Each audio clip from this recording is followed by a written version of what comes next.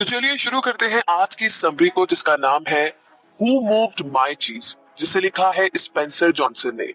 तो अगर इस किताब के बारे में बात की जाए तो ये किताब आपके बहुत सारे सवालों का जवाब देने वाली है, खास करके उस सवाल का जिसे फेस करने में भी बड़ी मुश्किल होती है, यानी कि चेंज, बदलाव। इससे निपटने के तरीके समझ ही नहीं आते हैं, और अगर आ भी जाए तो अप्लाई करने में जान निकल जाती है। जैसे कि अगर अचानक से आपकी जॉब छूट जाए तो आप क्या करेंगे? अगर आपके बिजनेस में अचानक से कोई प्रॉब्लम आ जाए तो आप उसे कैसे मैनेज करेंगे? जिंदगी में कुछ भी तो परमानेंट नहीं है, हमेशा चेंजेस आएंगे ही आएंगे। लेकिन फर्क सिर्फ इतना है कि आप उन चेंजेस को, उन बदलावों को या उन चैलेंजेस को कैसे फेस करते हैं। तो हु मूव्ड माई चीज की कहानी चार लोगों के बारे में है, जिनमें से एक कैरेक्टर आपको लाइफ में आने वाले चेंजेस से निपटने का बेस्ट तरीका बताएगा।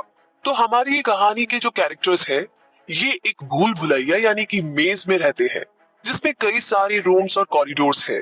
चीज जो है वो हमारी जिंदगी की डिजायर्स को रिप्रेजेंट करती है। फिर चाहे वो एक स्टेबल जॉब हो, सक्सेसफुल बिजनेस हो, रिलेशनशिप हो, एक लविंग फैमिली हो, अच्छी हेल्थ हो, पीस ऑफ माइंड हो, कुछ भी हो सकता है। तो किसी दिन अगर ये चीज आपसे छीन लिया जाए तो क्या होगा? सोचने में हालत खराब हो रही है ना? तो सोचिए आप क्या करेंगे तब। तो इस कहानी में आप इन चारों कैरेक्टर्स के थ्रू खुद को देख सकते हैं। कभी कभी चेंज एक्सेप्ट करना काफी मुश्किल होता है। कई बार आप फ्यूचर के बारे में सोच करके इतने ज्यादा डिप्रेस्ड और होपलेस हो जाते हैं कि कुछ समझ में ही नहीं आता क्या करें क्या ना करें।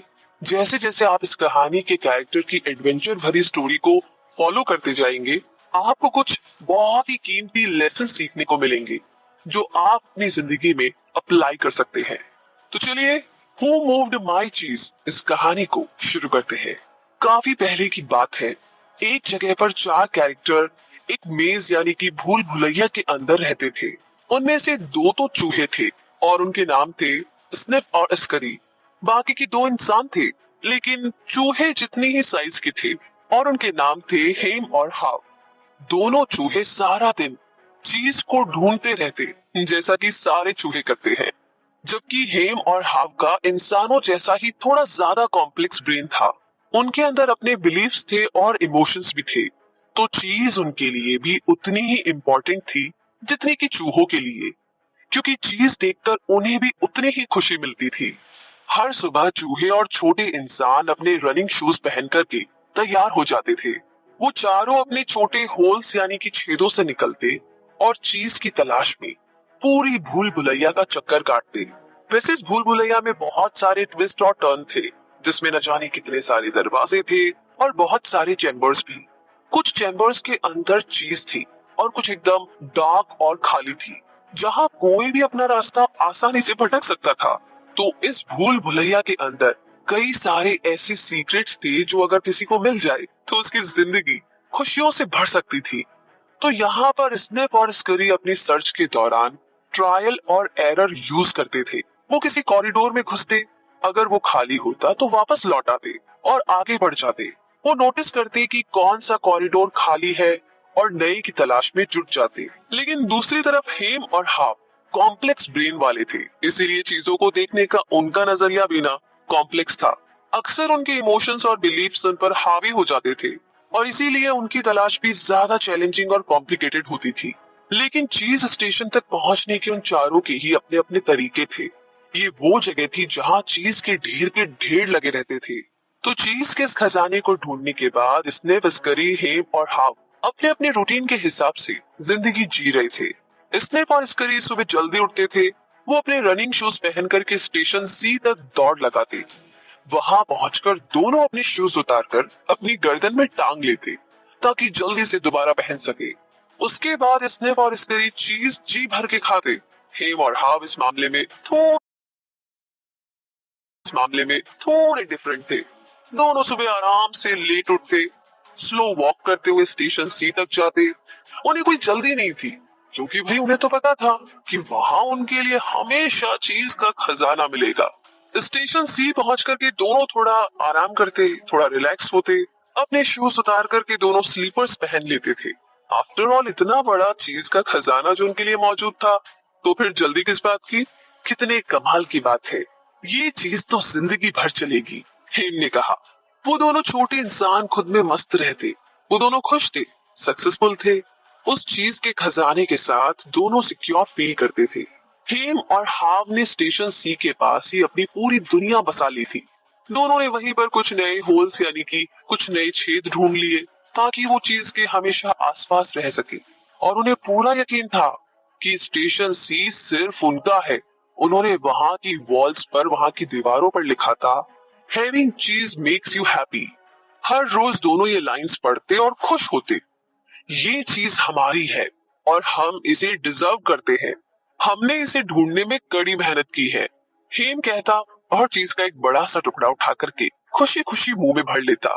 चीज खाकर जब उसका पेट भर जाता तो उसे नींद आ जाती थी।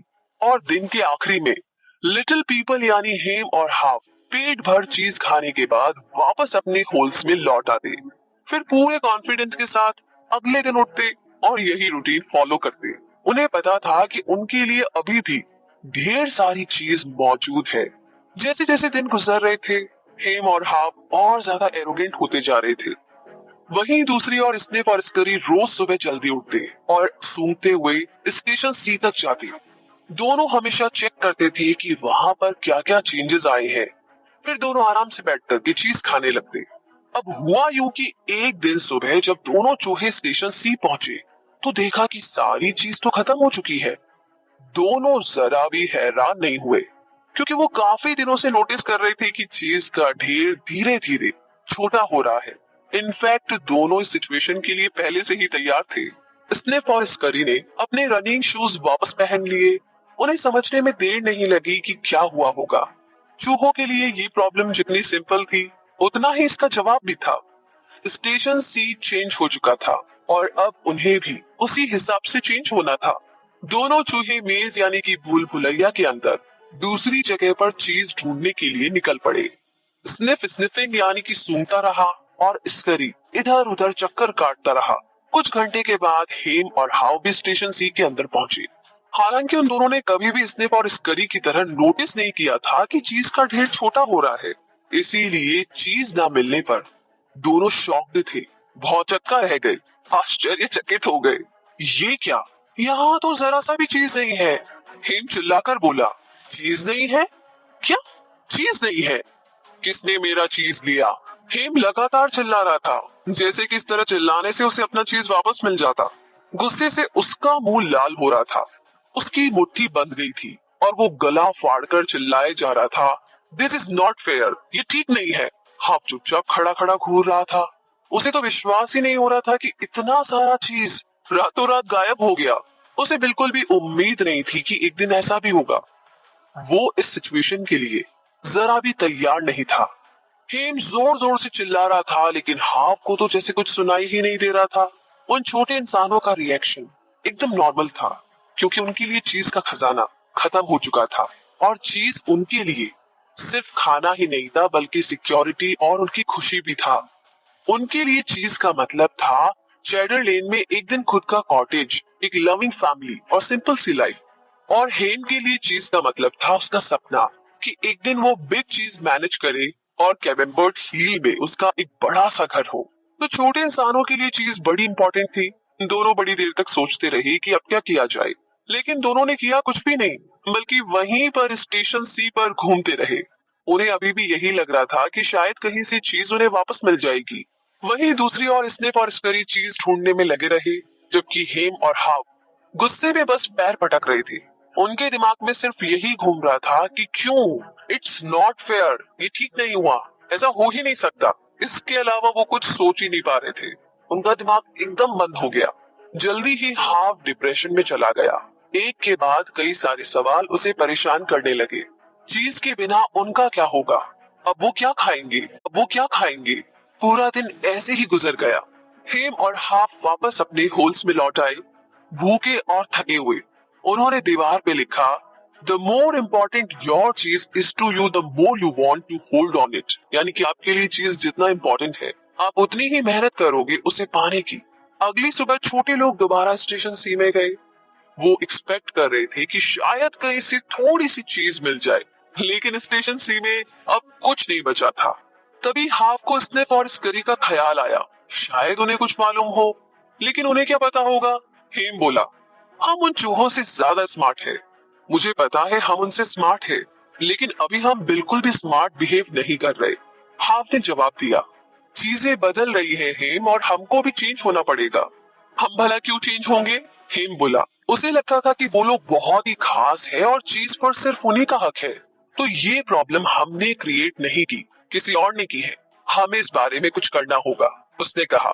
और दूसरी तरफ हाफ सोच रहा था कि उन्हें प्रॉब्लम को ओवर एनालाइजिंग करने की बजाय कुछ एक्शन लेना चाहिए। लेकिन हेम को गुस्सा आ रहा था कि नहीं, मैं तो इस प्रॉब्लम की जड़ तक जाऊंगा ही, उसने कहा। जब हेम और हाव स्टेशन सी में घूम रहे थे तो स्नेप और स्करी भूल भुलैया के काफी अंदर तक होकर आ गए थे। उन्हें एक ऐसी जगह मिली जो उन्होंने फर्स्ट टाइम देखी थी, और ये था स्टेशन एन। चूहे खुशी से झूम उठे। स्टेशन एन चीज से भरा हुआ था। दोनों ने आज से पहले इतना सारा चीज कभी नहीं देखा था। वहीं स्टेशन सी में हेम और हाव अभी भी काफी गुस्से में फ्रस्ट्रेटेड फील कर रहे थे।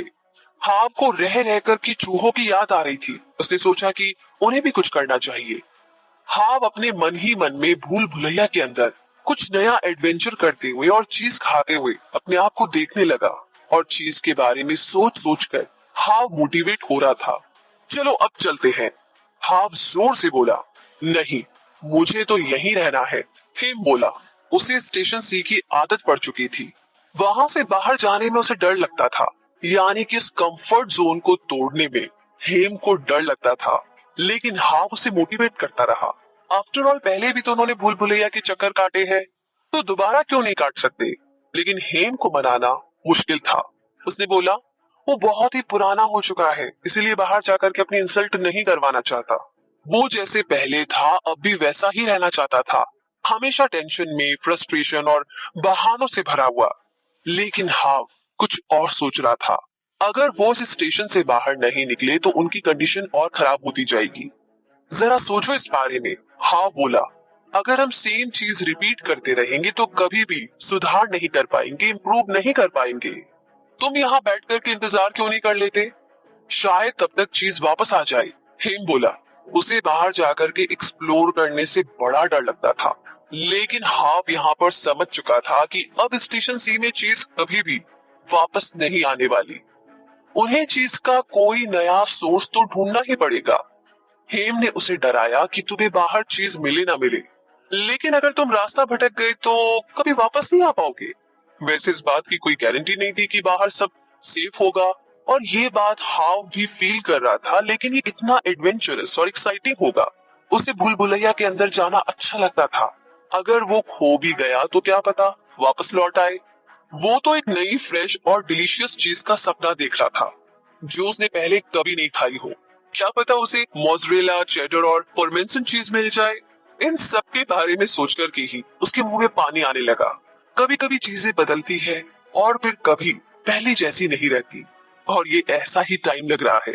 यही तो लाइफ है, और लाइफ आगे बढ़ती रहती है, इसीलिए हमें भी आगे बढ़ना होगा, उसने हेम से कहा। उसने अपने दोस्त को बनाने की पुरजोर कोशिश की, लेकिन हेम कुछ भी सुनने को तैयार ही नहीं था, और इस तरीके से हाव अपने रास्ते चला गया। वो खुद को और अलाइव फील कर रहा था। हालांकि उसकी सिचुएशन थोड़ी अजीब थी, फिर भी वो अपने डिसीजन पर डटा रहा। वो खुद पर हंस रहा था, और एक बहुत ही प्यारी सी स्माइल के साथ हाव ने अनाउंस किया, इट्स मेज टाइम, यानी कि अब ये भूल भुलैया में जाने का टाइम है। जाने से पहले हाव ने एक पत्थर उठाया और दीवार पर लिखा, if you do not change you will become extinct, यानी कि अगर आप खुद में बदलाव नहीं लाओगे तो आप खत्म हो जाओगे, विलुप्त हो जाओगे। हाव को अपने डिप्रेशन भरे दिन याद आए। वो इस सिचुएशन में कैसे पहुंच गया? हु मूव्ड माय चीज पूछने के बजाय हाव ने खुद से पूछा, why did not I get up and move with the चीज सूनर?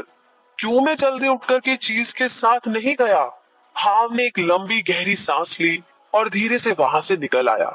उसे अपने घुटनों में वीकनेस फील हो रही थी। वो हैरान था कि वो इतने टाइम तक स्टेशन सी पर कैसे अटका रहा। उसे दोबारा मेज के अंदर, दोबारा से भूल भुलैया के अंदर जाने में मुश्किल हो रही थी, और इसीलिए उसने खुद से कहा, नेक्स्ट टाइम जब चीज फिनिश होगी तो मैं अपने कंफर्ट जोन से बाहर निकल करके अपने लिए नए चीज का इंतजाम करूंगा। हाव को अब अपनी लाइफ में चेंज फील हो रहा था। उसने स्माइल करते हुए खुद से कहा कि चलो देर आए दुरुस्त आए।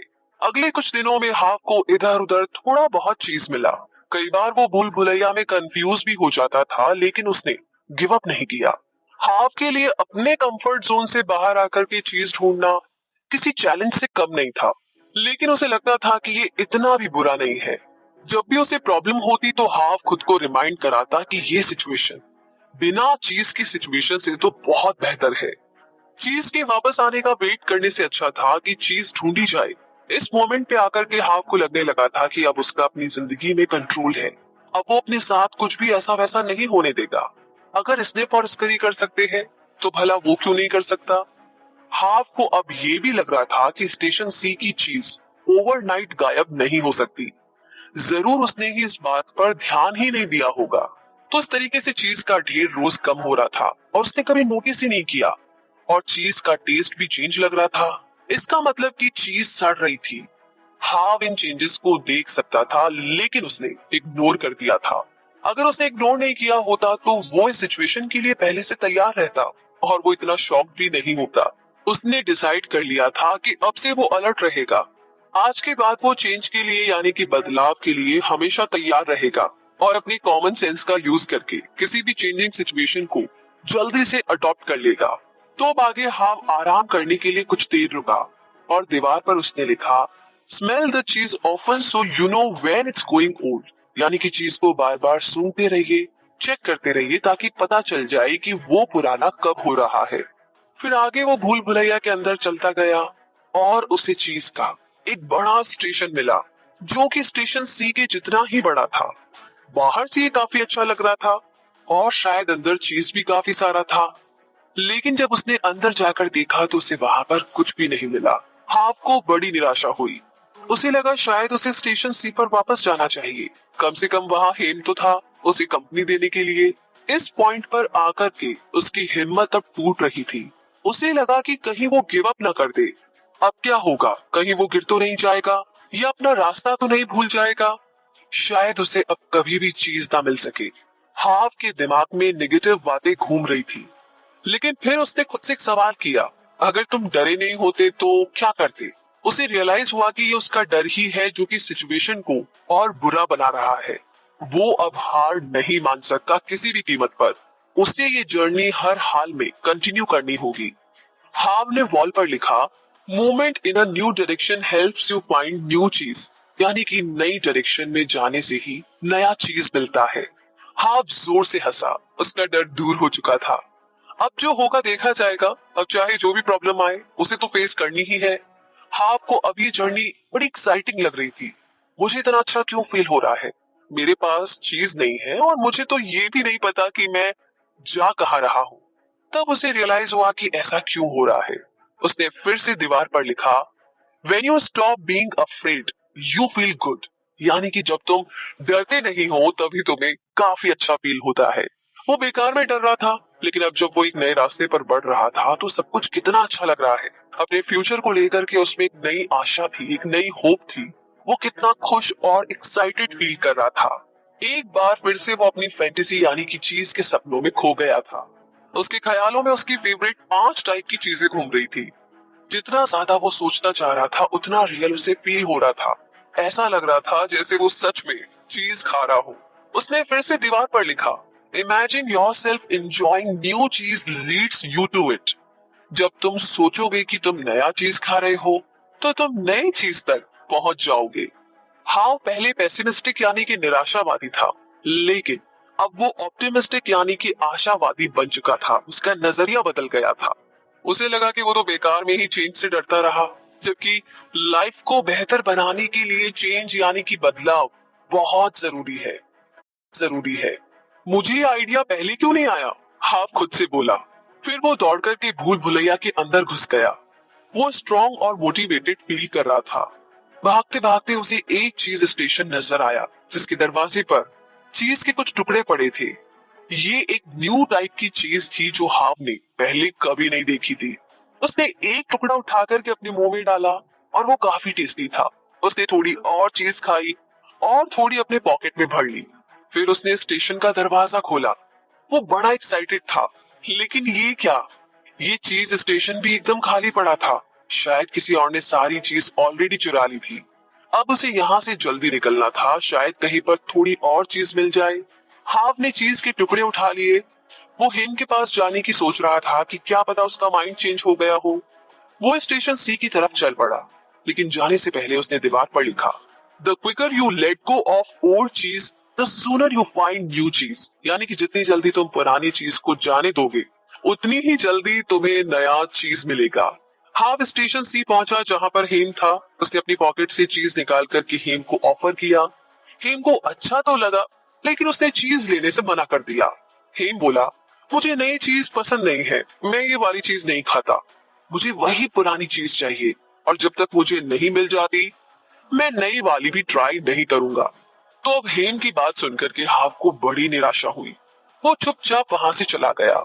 हाव फिर से उसी खाली चीज स्टेशन में पहुंच गया। वो अपने दोस्त को बड़ा मिस कर रहा था, लेकिन वो अपना एडवेंचर भी नहीं छोड़ना चाहता था। डर से छुटकारा पाकर के उसे जो खुशी आज मिली थी ना, वो पहले उसे कभी मिली ही नहीं। आज का हाव चीज स्टेशन सी वाले हाव से एकदम अलग था, और उसे पूरा यकीन था कि एक दिन उसे नई चीज जरूर मिलेगी।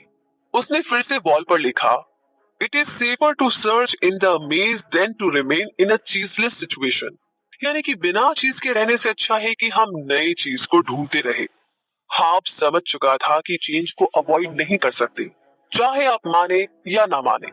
उसे अपने पुराने दिन याद आए, जब वो डरा हुआ और होपलेस फील करता था, जब उसे यही लगता था कि उसके साथ सब बुरा ही बुरा हो रहा है, जिंदगी में सबसे बुरा उसी के साथ। लेकिन अब हाव अडॉप्ट करना सीख चुका था, और इसीलिए उसने दीवार पर फिर से लिखा, old beliefs do not lead you to new चीज। यानी कि पुराने बिलीफ से, पुराने विश्वास से नया चीज नहीं मिल सकता। जिस टाइम से उसने अपने बिलीफ्स को चेंज किया, उसका बिहेवियर भी चेंज हो गया था। ये आपके ऊपर है, आप चाहे तो चेंज से डरकर भाग सकते हैं, या आशावादी बनकर, ऑप्टिमिस्टिक बनकर उस चेंज को फेस कर सकते हैं। आप खुद को कंट्रोल में रख सकते हैं, क्योंकि आपके साथ वही होगा जो आप होने देंगे। आप अपने बिलीफ्स को खुद चेंज कर सकते हैं, ये बिल्कुल आपके हाथ में है, और ये इतना मुश्किल नहीं है। और इसी के साथ हाव ने आगे दीवार पर कुछ और नोट्स लिखे, Where you see that you can find and enjoy new cheese, you can change course. जब तुम्हें पता चलता है कि तुम नया चीज ढूंढ सकते हो, तो तुम अपनी लाइफ को इम्प्रूव कर सकते हो।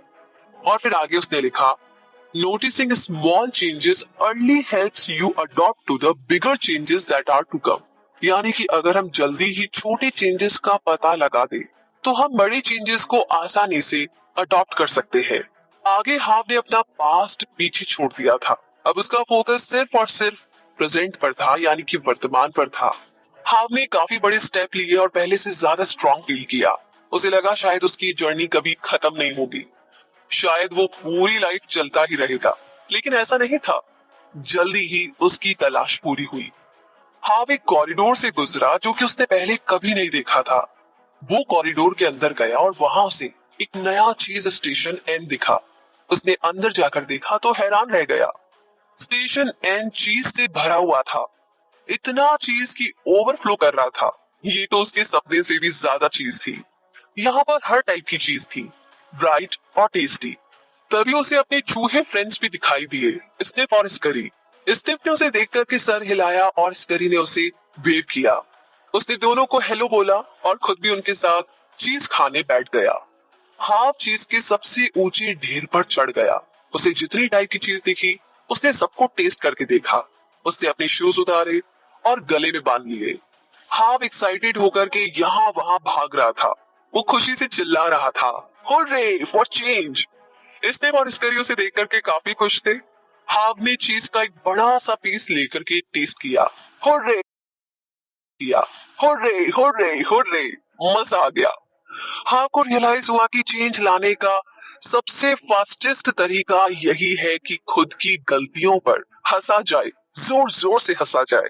उसने अपने पुराने मेथड्स चेंज किए और देखो उसे चीज मिल गया। इतना ही नहीं बल्कि उसने स्निफ और स्करी से भी काफी कुछ सीखा।